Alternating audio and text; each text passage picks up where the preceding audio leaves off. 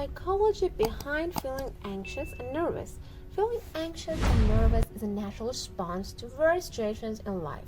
Whereas before an important exam, a job interview, or speaking in public, experiencing anxiety and nervousness is something everyone encounters at some point. These emotions, although uncomfortable, serve an essential purpose in altering us to potential threats and preparing us for action. However, when anxiety becomes overwhelming or chronic, it can interfere with daily life. To understand why we feel anxious or nervous, it's crucial to explore the psychological mechanisms behind these emotions, their causes, and their effects on our behavior and well-being. Defining anxiety and nervousness. Anxiety is a complex emotional experience that involves feelings of worry, fear, and apprehension about future events or situations. It can be triggered by both real and imagined threats and is often accompanied by physical symptoms such as racing heart, shallow breathing, or sweating. Nervousness is closely related to anxiety but tends to arise in response to specific events or situations such as before a presentation or social gathering. While nervousness is a normal reaction to stress, prolonged or excessive anxiety can indicate an underlying psychological condition. The role of the brain in anxiety. The brain plays a central role in processing anxiety. The amygdala, which is responsible for detecting threats and triggering the body's fight or flight response, is heavily involved in the experience of anxiety.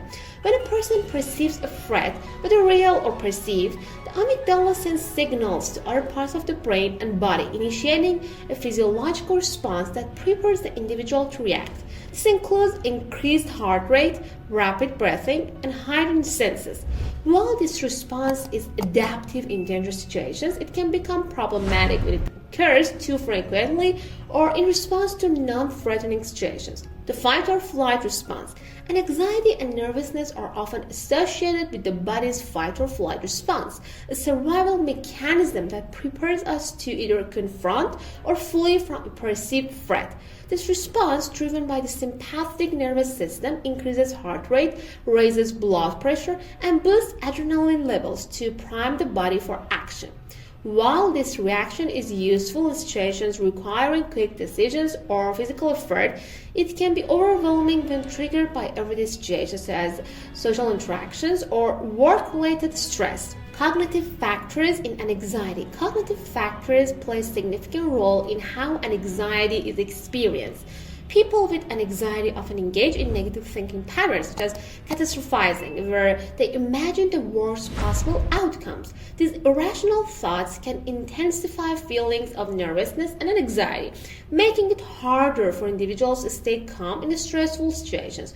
For example, someone preparing for a job interview may imagine failing the interview and losing the opportunity, which increases their anxiety levels, even though the actual situation may not be as dire.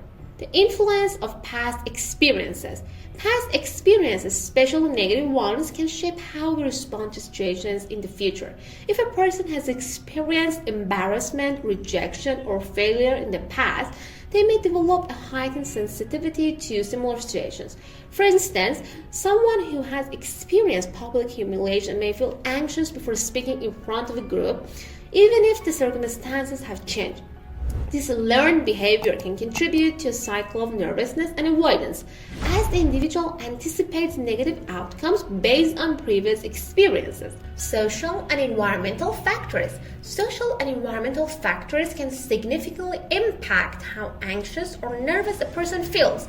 Societal expectations, social comparison, and the fear of judgment can increase anxiety in social situations. For example, a person may feel nervous about attending a social event if they believe others will scrutinize their appearance or behavior. The pressure to meet external standards such as academic or professional success can also fuel anxiety as individuals feel that their worth is tied to their performance or achievements. The role of genetics in anxiety.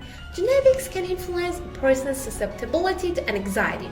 Research has shown that individuals with a family history of anxiety disorders are more likely to experience anxiety themselves.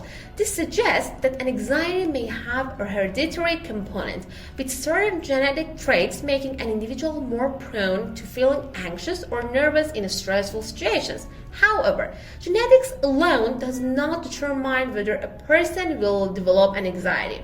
Environmental factors and personal experiences also play a significant role. The physical symptoms of an anxiety and nervousness. An anxiety and nervousness often manifest through physical symptoms, which can include a racing heart, shallow breathing, dizziness, muscle tension, and stomach discomfort.